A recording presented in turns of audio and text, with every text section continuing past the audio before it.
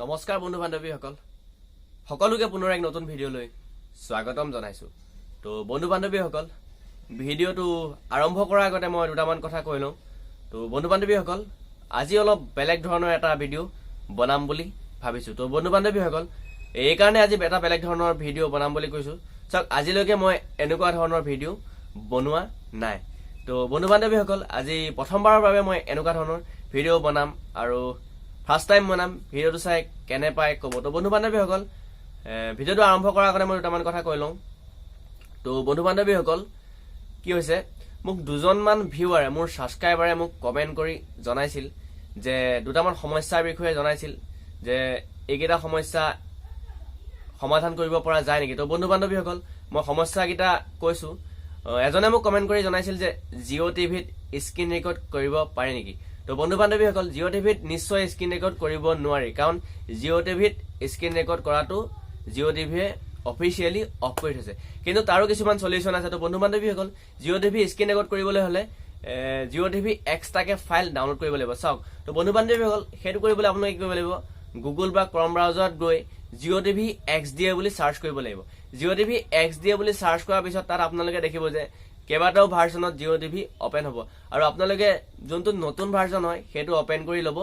আৰু সেইটো ওপেন কৰি লোৱাৰ পিছত তাত আপোনালোকে স্ক্ৰীন ৰেকৰ্ড কৰিবলৈ হলে কি কৰিব লাগিব এজেড স্ক্ৰীন ৰেকৰ্ডাৰ বুলি এটা স্ক্ৰীন ৰেকৰ্ড আছে আৰু সেই এজেড স্ক্ৰীন ৰেকৰ্ডাৰটো ডাউনলোড কৰি ল'ব লাগিব আৰু তেতিয়া আপোনালোকে স্ক্ৰীন ৰেকৰ্ড কৰিব পাৰিব তো বন্ধু বান্ধৱীসকল সলিউশন এইটোৱে আছিলে আৰামছে জিঅ' টিভিত স্ক্ৰীন ৰেকৰ্ড কৰিব পৰা হয় ময়ো কিছুমান নিউজ জিঅ' টিভিত স্ক্ৰীন ৰেকৰ্ড কৰি থওঁ কিছুমান ধৰি লওক কিছুমান নিউজ কৰিবলগীয়া নিউজ থাকে তেনেকুৱাবোৰ মই ডাউনলোড কৰি বা স্ক্ৰীন ৰেকৰ্ড কৰি থওঁ তো বন্ধু বান্ধৱীসকল আপোনালোকে নিশ্চয় জিঅ' টিভিত স্ক্ৰীন ৰেকৰ্ড কৰিব পাৰে তো বন্ধু বান্ধৱীসকল নেক্সট কুৱেশ্যনটো এজনে কৈছিল যে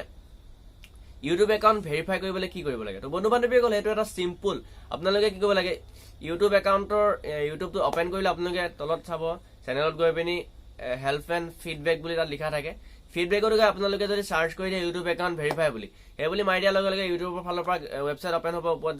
ওপৰত ওপেন হ'ব ইউটিউব একাউণ্ট ভেৰিফাই বুলি তাত ক্লিক কৰিব ক্লিক কৰাৰ পিছত আপোনালোকক ক্ৰান্তি আহিব যে তাত ক্ৰান্তিকে সিলেক্ট কৰিব লাগে সিলেক্ট কৰাৰ পিছত আপোনালোকে মোবাইল নম্বৰ দিলে মোবাইল নম্বৰটো দিয়াৰ পিছত আপোনালোকক OTP আহিব OTPটো অহাৰ পিছত আপোনালোকে কি কৰিব লাগিব